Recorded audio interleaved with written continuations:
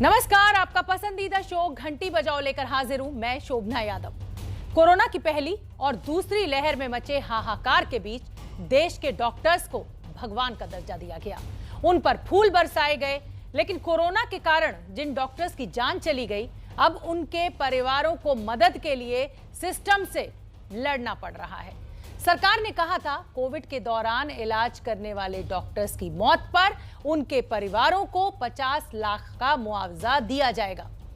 लेकिन यह मुआवजा देने की शर्तें कुछ ऐसी थीं कि बहुत से डॉक्टर इस योजना के दायरे से बाहर हो गए।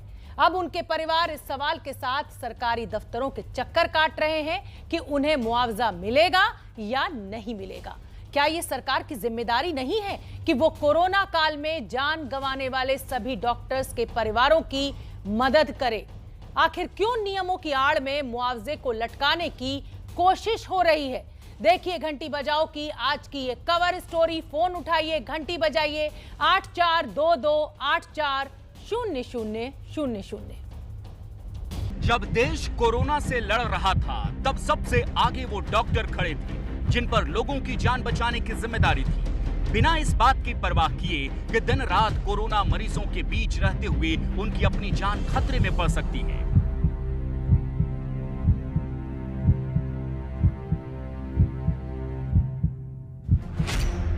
जाने माने यूरोलॉजिस्ट डॉक्टर एसएल तोलानी भी उस दौरान लगातार मरीजों को देख रहे थे और तभी वो संक्रमित हो गए। कोरोना संक्रमण से उनके फेफड़े बुरी तरह प्रभावित हुए। करीब 1 महीने तक आईसीयू में वो कोरोना से लड़ते रहे, लेकिन जीत नहीं पाए। डॉक्टर तोलानी अपने परिवार में अकेले कमाने वाले थे। सरकार ने ये वादा किया था कि कोरोना के कारण जिन डॉक्टरों की मौत होगी, उन्हें 50 लाख रुपए की बीमा राशि दी जाएगी। इसीलिए डॉक्टर तोलानी का परिवार अब तक मुआवजे का इंतजार कर रहा है। जी जान लगा के सबकी सेवा कर रहे हैं और उनको भगवान का दर्जा दिया जाता है, तो क्या हमारी सरकार हम लोगों के परिवारों के लिए नहीं सोचेगी? एक जो family member, main member, earning member, वो घर से चला जाए। आज 1 साल हुआ है, हम लोगों ने क्लेम के लिए ट्राई भी किया, लेकिन कहीं से कोई रेस्पॉन्स नहीं आया। हमने अप्लाई किया था, बट हमें बस ये रीज़न आया है कि वो इनएलिजिबल पाए गए हैं, बट उसके बियॉन्ड कुछ क्लैरिफिकेशन उस पर नहीं था। एंड मतलब हमारी आईएमए से भी काफ़ी बात हुई है इस बारे में, private hospitals and nursing home society से भी हुई है। तो हमें पता चला है कि और भी ऐसे प्राइवेट डॉक्टर्स हैं, स्पेशली प्राइवेट वाले ही, जिनको अभी तक ये क्लेम नहीं मिला है। परिवार का सवाल है कि क्या प्राइवेट डॉक्टरों को कोरोना वॉरियर नहीं माना जाएगा? इसी परेशानी का सामना डॉक्टर विजेंद्र का परिवार भी कर रहा है। अपना नर्सिंग होम चलाने वाले डॉक्टर विजेंद्र अप्रैल में कोरोना संक्रमित हुए। उन्हें वेंटिलेटर सपोर्ट देने की जरूरत पड़ी तो कोविड डेडिकेटेड अस्पताल में उन्हें भर्ती कराया गया, जहां 2 दिन बाद ही उनकी मौत हो गई। परिवार को जब सरकार की योजना का पता चला तो उन्होंने इसके लिए अप्लाई करने की कोशिश की, पर कई सरकारी दफ्तरों के चक्कर लगाने के बाद उन्हें निराशा ही हाथ लगी। मुआवजे को लेकर सरकारी दफ्तरों के चक्कर काटने को मजबूर हैं। चिकित्सा विभाग के दफ्तर पहुंचे भानु को कह दिया गया कि उनके पिता इस मुआवजे के नियम में नहीं आते। सीएमएचओ ऑफिस गए थे, तो डॉक्टर साहब का बच्चा है, उसको मैंने भेजा कि आप जाइए सीएमएचओ ऑफिस में और वहाँ मालूम करिए कि इस तरह की कोई कंपनसेशन स्कीम है या नहीं है। तो वो गए और उन्होंने मालूम करा तो उनको कहा गया कि साहब आपको अप्लाई करना पड़ेगा। प्रेस्क्राइब फॉर्म तो कोई नहीं है, लेकिन आपको अप्लाई करना पड़ेगा, डॉक्टर साहब की पूरी डिटेल्स देते हुए। लेकिन ये जो स्कीम है, ये सिर्फ जो कोविड डेडिकेटेड डॉक्टर्स हैं या फ्रंटलाइन वॉरियर्स हैं, जिनका के नाम उनकी लिस्ट में है, सिर्फ उन्हीं के लिए है। कोरोना के कारण अपनी पत्नी डॉक्टर मीनाक्षी को खोने वाले डॉक्टर विनय का कहना है कि अगर सरकार मुआवजा देने में प्राइवेट और सरकारी डॉक्टरों के बीच इस तरह का भेदभाव कर रही है तो इसे संवेदनहीनता ही माना जाएगा। मैं चाहूंगा कि थोड़ा सा संवेदनशील हुए, चाहे वो डॉक्टर हो चाहे आम जनता हो। ये कोरोना जो है बहुत ही घातक है, ये इसने मेरी फैमिली को तो लगभग पूरा बर्बाद कर दिया है। सवाल है कि सरकार के ऐलान के बाद भी डॉक्टरों के परिवारों को मुआवजे के लिए इन मुश्किलों का सामना क्यों करना पड़ रहा है। राजस्थान में प्राइवेट नर्सिंग होम सोसाइटी के सचिव डॉक्टर विजय कपूर के मुताबिक इसकी वजह मुआवजे की शर्तों को लेकर फैला कंफ्यूजन है। इसमें कंफ्यूजन या कंट्रोवर्सी जो है वो ये है कि this compensation is applicable to government doctors और प्राइवेट डॉक्टर्स। नंबर 1, एक तो ये कंफ्यूजन है। दूसरा कंफ्यूजन है कि डॉक्टर की डेथ ऑन ड्यूटी हुई या ऑफ ड्यूटी हुई, दूसरा कंट्रोवर्सी ये है। और तीसरी कंट्रोवर्सी है कि कॉज ऑफ डेथ कोविड था या कोई दूसरा कॉज था। डॉक्टरों के परिवारों को मुआवजा देने के नियमों पर इस दुविधा को दूर करने के लिए हमने जयपुर के चीफ मेडिकल हेल्थ ऑफिसर से सीधा सवाल किया कि क्या ये नियम सिर्फ सरकारी डॉक्टरों के लिए है। जो भी चिकित्सक चाहे प्राइवेट का हो चाहे मेडिकल का हो, कोरोना काल में कोरोना मरीज जो देखते हुए संक्रमित हुआ है और संक्रमित होने के बाद उसकी डेथ होती है, उन सभी को योजना का फायदा दिया जा रहा है। अगर ऐसा है तो फिर जयपुर में इन डॉक्टरों के परिवारों को मुआवजा क्यों नहीं दिया जा रहा है? और ये सवाल सिर्फ जयपुर या राजस्थान का नहीं, कई राज्यों में इस तरह की शिकायत सामने आ चुकी है। आईएमए के मुताबिक कोरोना की पहली और दूसरी लहर में 1532 डॉक्टरों की मौत हो चुकी है, लेकिन उनमें से अब तक मुश्किल से 25% परिवारों को ही 50 लाख के बीमा का लाभ मिल पाया है। क्या इसकी वजह नियमों का झोल है या फिर सरकारी फाइलों की सुस्त रफ्तार? कारण कुछ भी हो, लेकिन इसका समाधान तुरंत किया जाना चाहिए, क्योंकि डॉक्टरों ने पिछले 1.5 साल में दिन रात एक करके कोरोना से सीधी जंग लड़ी है। अगर वो भी सरकारी लाल फीताशाही का शिकार बनेंगे तो फिर आगे की लड़ाई का हौसला कैसे मिलेगा? यहाँ बात सिर्फ डॉक्टर्स की नहीं है, आम लोगों के साथ भी ऐसा ही धोखा हो रहा है। राजस्थान में कोरोना काल में गरीबों के मुफ्त इलाज के लिए चिरंजीवी स्वास्थ्य बीमा योजना शुरू की गई थी, लेकिन जब मरीज इस योजना के तहत इलाज के लिए निजी अस्पतालों में पहुंचे तो उन्हें या तो लौटा दिया गया या फिर उनसे इलाज का पूरा खर्चा उठाने के लिए कहा गया। हमारी ये रिपोर्ट देखिए।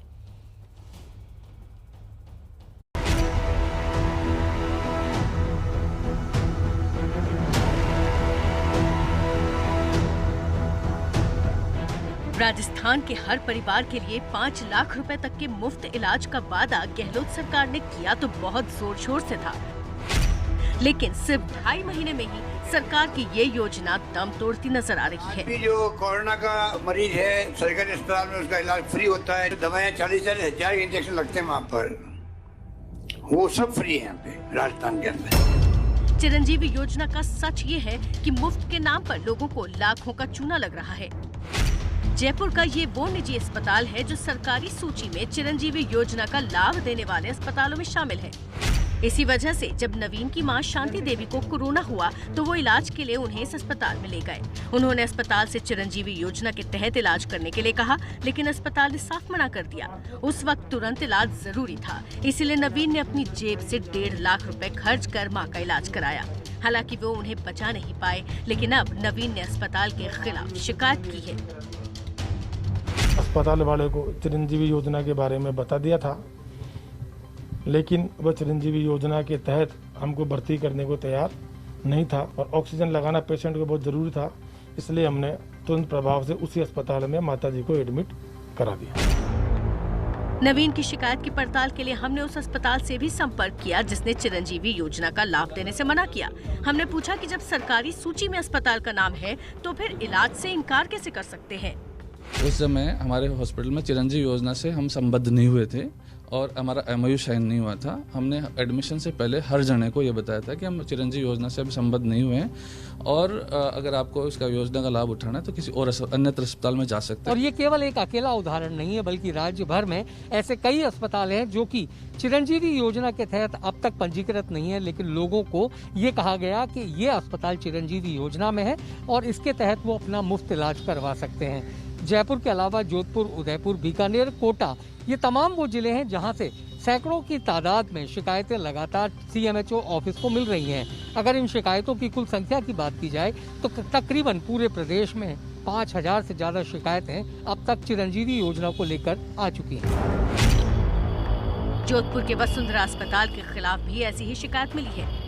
मनोहर विश्नोई की पत्नी को सांस लेने में तकलीफ हुई तो वो पहले उन्हें सरकारी अस्पताल ले गए, लेकिन वहाँ बेड नहीं मिलने पर वो उन्हें निजी अस्पताल ले गए। मनोहर विश्नोई ने चिरंजीवी योजना में रजिस्ट्रेशन करा रखा था, लेकिन अस्पताल ने कह दिया कि उनके यहाँ ये योजना अभी लागू नहीं है, इसीलिए इलाज के लिए पैसे जमा कराने होंगे। मनोहर विश्नोई से अस्पताल ने 2.5 लाख रुपए से ज्यादा वसूले। मेरी पत्नी की तबीयत 7 तारीख को खराब हो गई। वसुंधरा हॉस्पिटल में रात को 11 बजे हमको एडमिट कर लिया गया। तो दूसरे दिन सुबह देखा तो नीचे बोर्ड लगे हुए थे चिरंजीवी योजना के। तो हमने उनसे बोला भाई हमको ये लाभ दिया जाए, हमारा इलाज, हम गरीब आदमी इधर उधर करके पैसे लाए, इतने पैसे हमारे पास है नहीं। तो उन्होंने बोला हमारे पास ये सुविधा है नहीं, आपको इलाज हमारे या तो फोकट पैसे देके करवाना पड़ेगा, अन्यथा आप कहीं दूसरी जगह जा सकते हो। जोधपुर के कई निजी अस्पतालों ने अपने यहाँ आने वाले मरीजों को चिरंजीवी योजना का फायदा देने से इनकार कर दिया। नाज़नीन अपने भाई को फ्रैक्चर होने पर बोन एंड जॉइंट अस्पताल लेकर पहुंची। अस्पताल ने कहा बिना पैसे जमा कराए इलाज नहीं होगा। जो रजिस्टर्ड हॉस्पिटल थे, मैं like bone and joint, Shri Ram, Vasundhara, Raj hospital, Mai Khadija, सबने कुछ न कुछ मतलब बहाने बनाकर मना ही करा कि पे करके करवाओगे तो वो हो जाएगा, अदरवाइज हम लोग नहीं करेंगे। यहाँ पर भी जिस भी तरीके से इसमें समस्या का जो समाधान है, चाहे उसमें पैसे रिफंड कराना हो या अन्य किसी प्रार्थी की जो समस्या है, वो समस्याओं को इसमें लगातार निपटाया जा रहा है। सिर्फ जोधपुर नहीं, पूरे राजस्थान में चिरंजीवी योजना को लेकर निजी अस्पतालों के खिलाफ शिकायत आ रही है, जिसके बाद राजस्थान सरकार ने अस्पतालों को पैसा वापस करने के लिए कहा है और दावा किया है कि ऐसी हर शिकायत का निपटारा किया जाएगा। लगभग 791 शिकायतें हमें प्राप्त हुई हैं जयपुर जिले से, जिनका निस्तारण करने की प्रक्रिया जारी है। इसके तहत 3 अस्पतालों द्वारा उनको पैसा लौटाया जा चुका है, अन्य की प्रक्रिया जारी है। यदि वो पैसा वापस नहीं देंगे तो हमारी DGRC जो हमारी कमेटी होती है, उसके अंदर निर्णय लेके उनके कानूनी कार्रवाई करते हुए उनसे पैसा वापस लौटाया जाएगा। चिरंजीवी योजना की शुरुआत इसी साल मई के महीने में हुई है। राज्य के कुल 756 सरकारी और 433 निजी अस्पतालों में इस योजना का लाभ मिलने का दावा किया जा रहा है, लेकिन निजी अस्पतालों की मनमानी और योजना को लागू करने में सरकारी स्तर पर हुई गड़बड़ी के कारण लोगों को योजना का फायदा नहीं मिल पा रहा। हम आपको तस्वीरें दिखाते हैं। ये तस्वीरें पटियाला की हैं, जहां आज बिजली विभाग के कर्मचारियों ने अपनी नौकरी पक्की किए जाने की मांग को लेकर प्रदर्शन किया, लेकिन बजाय उनकी मांग सुनने के उन पर लाठियां बरसा दी गई। दरअसल प्रदर्शनकारी पंजाब के मुख्यमंत्री कैप्टन अमरिंदर सिंह के घर की तरफ बढ़ रहे थे, जब पुलिस ने उन्हें रोका और फिर आगे बढ़ने से रोकने के लिए उन पर लाठियां चलाई। इसी लाठीचार्ज में कई प्रदर्शनकारी जख्मी हुए।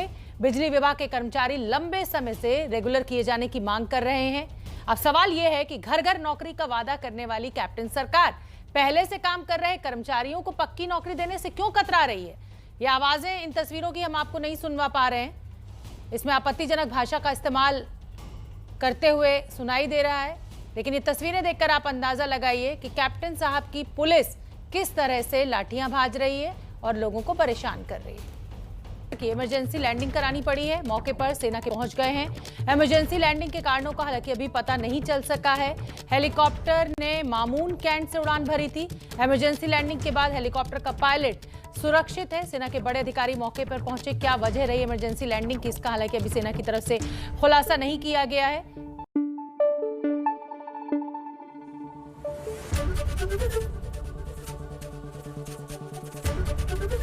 ABP न्यूज आपको रखे आगे।